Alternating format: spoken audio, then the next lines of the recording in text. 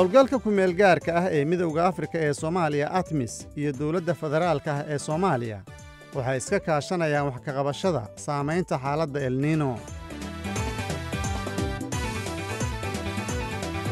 barnaamijka hayaan waxaan toddobaadkan ku eegaynaa saamaynta roobabka xooggani ku yeesheen magaalooyinka waaweyn ee Soomaaliya iyo waxa ay tahay in la qabto si loogu diyaargaroobo xaaladda El Niño.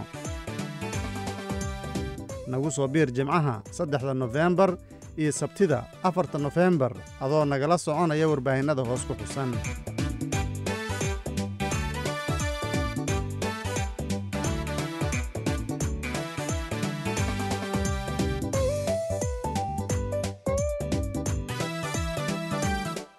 waxaad sidoo kale ka heli kartaa barnaamijkan bogga ATMIS ee YouTube-ka.